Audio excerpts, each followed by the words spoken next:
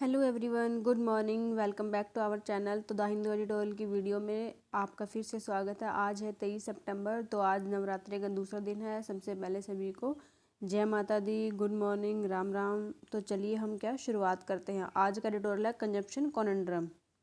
क्या टाइटल है? कंजम्पशन कॉनंड्रम।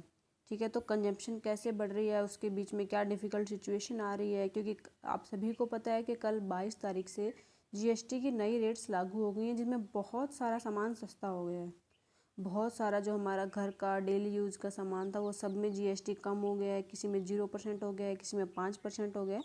तो बहुत सारी चीज़ें सस्ती हो गई हैं। तो उसका क्या क्या इफ़ेक्ट पड़ेगा, ये आज की हम उसमें उसी के ऊपर हमारा ये एडिटोरियल है, आज हम रीड करेंगे। सबसे पहले हम करते हैं वर्ड मीनिंग। जैसे कि आप सभी को पता है कि हमारी शुरुआत वर्ड मीनिंग से होती है। तो वर्ड मीनिंग में सबसे पहला वर्ड है कॉनंड्रम। कॉनंड्रम क्या होता है? A confusing and difficult problem on question. क्या एक कंफ्यूजिंग और डिफ़िकल्ट प्रॉब्लम किस पे और या फिर कोई क्वेश्चन हो तो उसको बोलते हैं कॉनंड्रम। कोई डिफ़िकल्ट प्रॉब्लम होना है, कोई कन्फ्यूजन होना, उसको बोलेंगे कॉनंड्रम। आगे है प्रेडिकमेंट। प्रेडिकमेंट क्या होता है? अ डिफ़िकल्ट, अनप्लीजिंग और एम्बैरेसिंग सिचुएशन। तो ये दोनों क्या है, एक तरीके से सिनोनियम ही है। प्रेडिकमेंट भी क्या होता है? डिफ़िकल्ट और अनप्लीजिंग सिचुएशन होती है। बस बात ये है कि उसमें कन्फ्यूजन होता है। कॉनंड्रम कन्फ्यूजन वाली चीज़ें होती हैं, ये कुछ ज़्यादा डिफ़िकल्ट और एम्बैरेसिंग करने वाली, अनप्लीजेंट वाली, थोड़ी ज़्यादा वर्स हो जाती है, वो वाली सिचुएशन हो जाती हैं। आगे है कंपोजिट। कंपोजिट कहता है made up of various parts और एलिमेंट्स। क्या होना?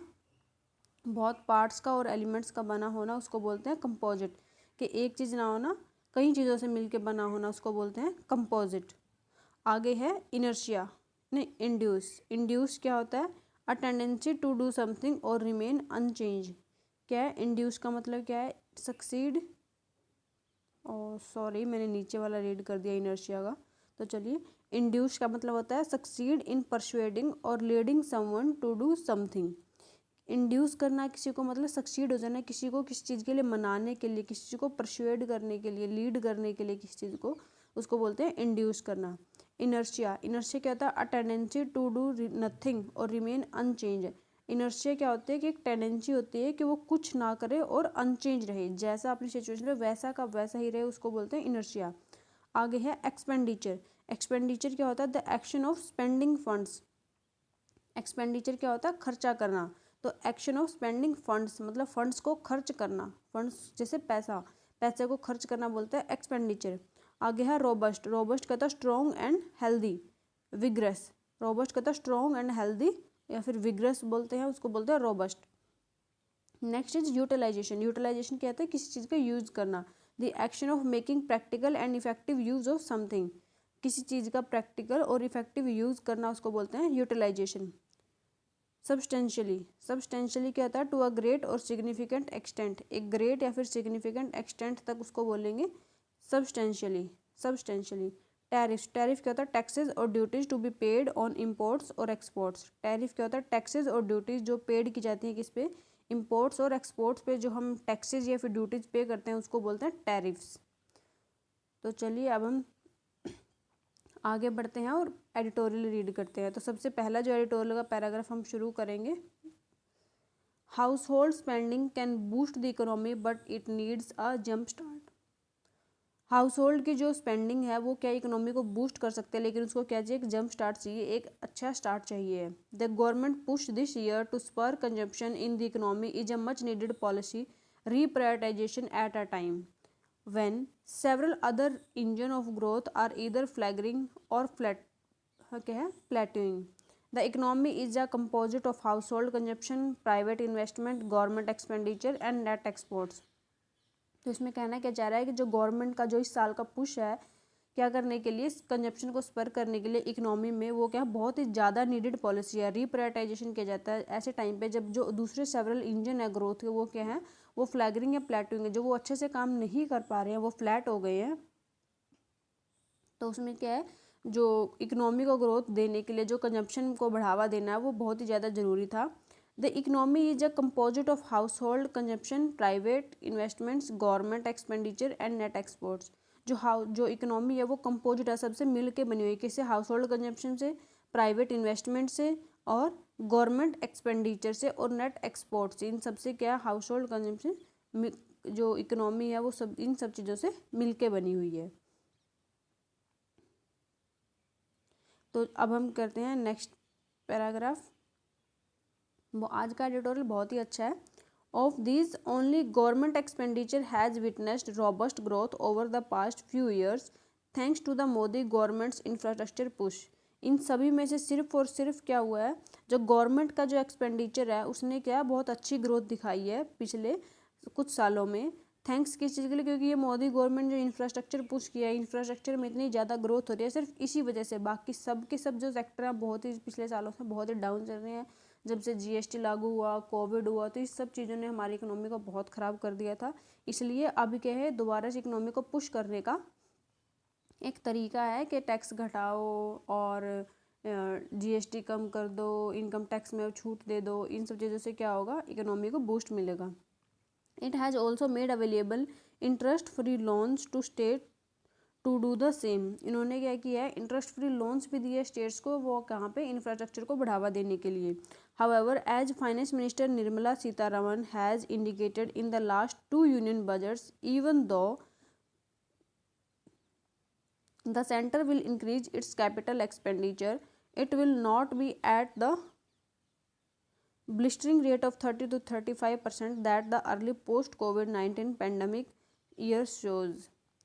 जैसा कि लेकिन फिर भी जो फाइनेंस मिनिस्टर निर्मला सीतारमन जी ने क्या भी है, अपने लास्ट के 2 यूनियन बजट में बताया है कि चाहे बहुत सारी कोशिश कर ले, सेंटर इंक्रीज कर देगा इसका कैपिटल एक्सपेंडिचर, लेकिन फिर भी ये क्या नहीं हो पाएंगे, जो हमारी रेट है ग्रोथ की वो 30 to 35% नहीं हो पाएगी, जो क्या हुआ अर्ली पोस्ट कोविड-19 पैंडमिक ईयर्स में देखी गई थी।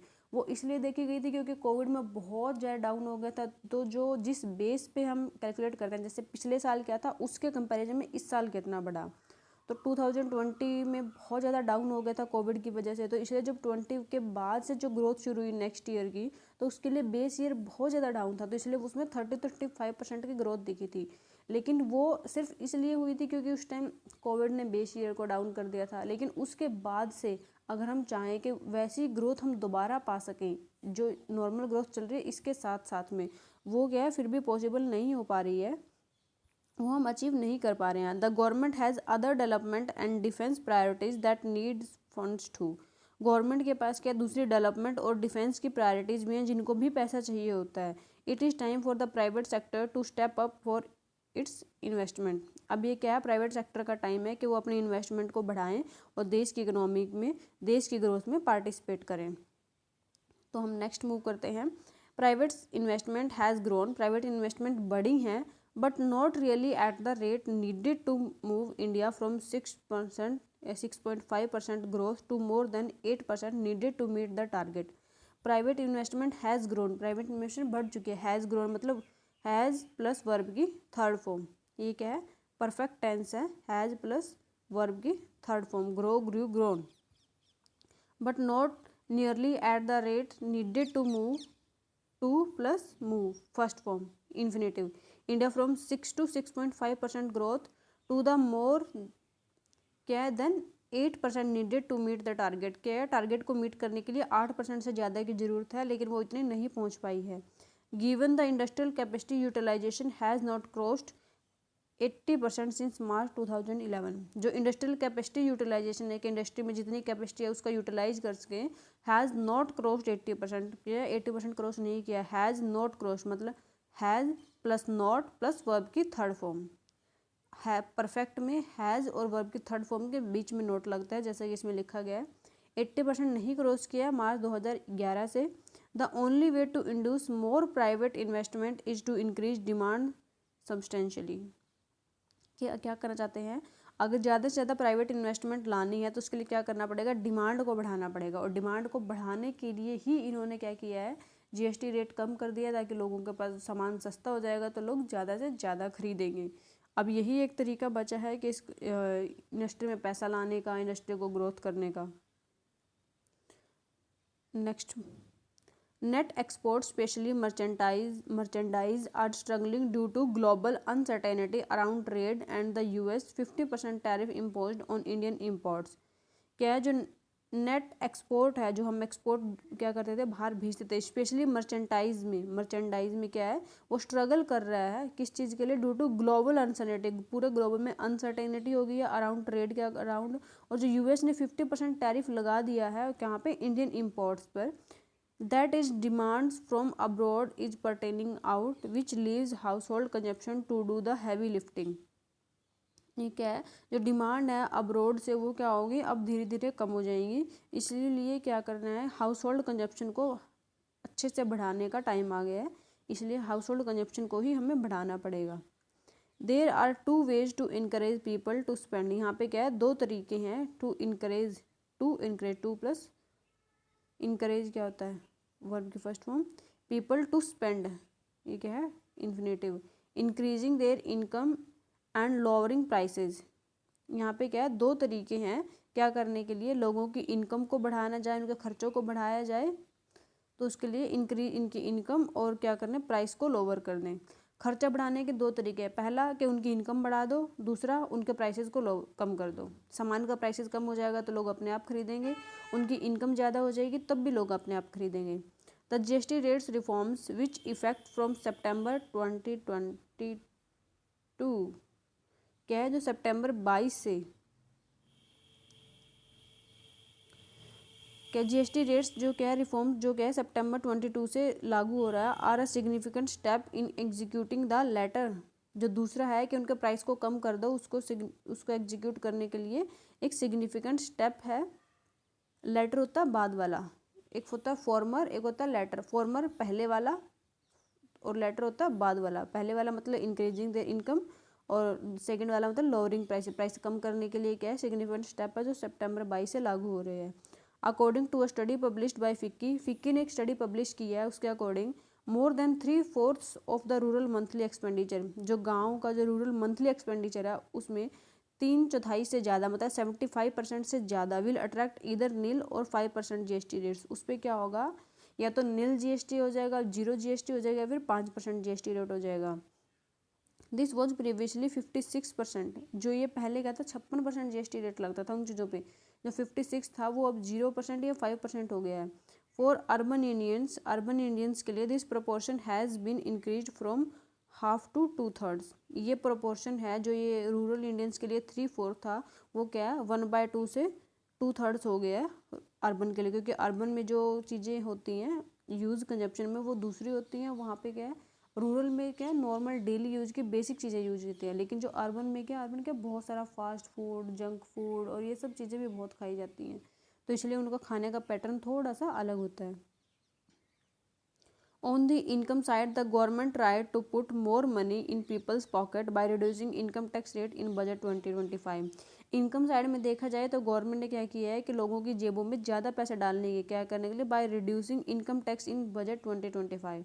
इनकम टैक्स को रिड्यूस करके किसमें, बजट में। तो इसलिए this was a welcome and necessary step. ये क्या है, वेलकम और नेसेसरी स्टेप था। Although it is not enough to encourage a change in spending behavior, people are more likely to save than spend the extra amount। ये क्या एक बहुत ज़रूरी स्टेप था जो गवर्नमेंट ने लिया है, लेकिन फिर भी क्या ये इनफ नहीं है इनकरेज करने के लिए चेंज में, कि उनके स्पेंडिंग के बिहेवियर को बढ़ाने में, क्योंकि लोग क्या करेंगे, ज़्यादा खर्च करने से ज़्यादा लोग इसको बचाने का सोचेंगे। लोग सोचेंगे इसको सेव कर लो, सेविंग बढ़ाने का सोचेंगे, खर्चा कम हो रहा है और इसको सेविंग कर लो। इसलिए ये भी कुछ ज़्यादा फ्रूटफुल नहीं होगा, बट कुछ ना कुछ तो हेल्प मिलेगी। The other way disposable income, दूसरी वे क्या है, disposable income will rise substantially is if companies decide to increase wages. या डिस्पोजेबल इनकम भी क्या हो जाएगी, सब्सटेंशियली बढ़ सकती है अगर कंपनी क्या करे, उनका वेजेस बढ़ाने का सोचें, जो उनका डेली का जो वो देते हैं, वेज देते हैं, मतलब जो सैलरी देते हैं, जो उनका खर्चा देते हैं, तो वो बढ़ाने का सोचें। However apart from a few niches sector, कुछ जो नीश सेक्टर हैं उनको छोड़ के, India has an over supply of labour, के कुछ एक ऐसे सेक्टर हैं जो नीश हैं, उनको छोड़ के इंडिया के पास बाकी अदर सेक्टर में लेबर की बहुत ज़्यादा ओवर सप्लाई है, जितनी ज़रूरत है उससे ज़्यादा अवेलेबल है। And wages will simply not grow fast enough, और इसलिए क्या होगा, क्योंकि वेजेस बहुत ज़्यादा से अच्छे से ग्रो नहीं कर पाएंगे, क्योंकि उनके पास लेबर बहुत ज़्यादा है। अगर कोई लेबर 500 रुपये में काम करे तो दूसरी लेबर 400 में काम करने को तैयार है, क्योंकि उसके पास काम नहीं है। बेरोज़गारी बहुत ज़्यादा है, लेबर बहुत ज़्यादा है, तो इसलिए ये क्या है कि उनके वेजेस जो हैं वो ज़्यादा एक्सटेंशनली नहीं बढ़ पाएंगे। There is also a skill deficit that needs to be urgently addressed. यहाँ पे क्या एक स्किल डेफिसिट भी है, कि स्किल की कमी भी है। डेफिसिट होना है किस चीज़ की कमी होना, यहाँ पे स्किल की कमी की भी है, जो भी क्या है अर्जेंटली तरीके से उसको एड्रेस करना पड़ेगा। This is the unfortunate predicament that the Indian economy finds itself in. Consumption is the only driver of growth that is largely immune to global factors. ये बहुत ही अनफॉर्चुनेट सिचुएशन आ गई है कि इंडियन इकोनॉमी ने find कर लिया अपने आप को इसमें, कि उनके पास सिर्फ कंजप्शन ही एक ऐसी चीज़ है जो क्या कर सकती है, ग्रोथ दे सकती है। कि कंजप्शन ही एक इकलौती ऐसी चीज़ बची है जो उनकी इकोनॉमी को ग्रोथ दे सकती है, जो क्या है, जो ग्लोबल फैक्टर, जो ग्लोबल लेवल पे क्या चल रहा है उससे इम्यून है। इम्यून है मतलब उस पर उस चीज़ों का कोई इफेक्ट नहीं पड़ता। But it also has high inertia, लेकिन उसके पास हाई इनर्शिया भी है, needing relatively more physical investment before it can get a jump start. लेकिन इसमें बहुत हाई इनर्शिया भी है। इनर्शिया होने का मतलब क्या है कि ये अपनी सिचुएशन चेंज नहीं करेगा, जैसा है उसी सिचुएशन में रहेगा, चेंज नहीं करेगा आसानी से। नीडिंग क्या चाहिए होता है, रिलेटिवली मोर फिजिकल इन्वेस्टमेंट चाहिए इसको before it get a jump start. एक जंप स्टार्ट मिलने से पहले इसको बहुत ज़्यादा इन्वेस्टमेंट की ज़रूरत पड़ेगी। तो ये था आज का एडिटोरियल, आपको कैसा लगा? तो अब हम करते हैं इसकी क्विक समरी। देखो टोटल एडिटोरियल में यही था कि इंडियन गवर्नमेंट जो है वो क्या करना चाहती है कि सामान सस्ता करना चाहते हैं ताकि लोग ज़्यादा से ज़्यादा खरीदें। ज़्यादा खरीदेंगे तो क्या होगा, इकोनॉमिक ग्रो करेगी। देखो अल्टीमेटली इकोनॉमी को ग्रो करने का ही उनके पास ऑप्शन है, क्योंकि यूएस ने 50% का टैरिफ लगा दिया है, जिसकी वजह से इंडिया के पास कुछ नहीं बचा। अब वो एक्सपोर्ट में बहुत बड़ा धक्का लगा है कि जहाँ पर टैरिफ बहुत कम होता था, नील भी होता था, वहाँ पे 50% का टैरिफ देंगे तो हमारे प्रोडक्ट वहाँ बहुत महंगे हो जाएंगे, कोई बाई नहीं करेगा। अब इन सब चीज़ों से बचने के लिए गवर्नमेंट को क्या ऑप्शन है कि हमारे पास खुद ही इतना बड़ा मार्केट है इंडिया, तो अपने इंडिया में ही फोकस करो, इंडिया में ही कंजप्शन बढ़ाओ, इंडिया में ही एक्सपोर्ट इंपोर्ट सब यहीं पे करो। तो अब हम करते हैं इसकी summary. India's economic growth currently relies heavily on households consumption as private investment and exports lag। कि जो क्या है, इंडिया की जो इन्वेस्टमेंट है, इकोनॉमिक ग्रोथ है, वो करंटली रिलाई कर रही है किस पे, हैविली किस पे, हाउस होल्ड्स पे, हाउस होल्ड कंजप्शन पे। जैसे कि प्राइवेट इन्वेस्टमेंट जो एक्सपोर्ट्स हैं उनमें क्या कमी हो गई है, प्राइवेट इन्वेस्टमेंट और एक्सपोर्ट बहुत कम हो गए हैं। Government action like GST rate changes, government का जो एक्शन था कि जीएसटी रेट चेंज कर दो, and income tax reduction help करेगा। इनकम टैक्स रिड्यूस कर दिया है, 12 लाख तक आपको कोई इनकम टैक्स नहीं देना, वो भी रिड्यूस करेगा।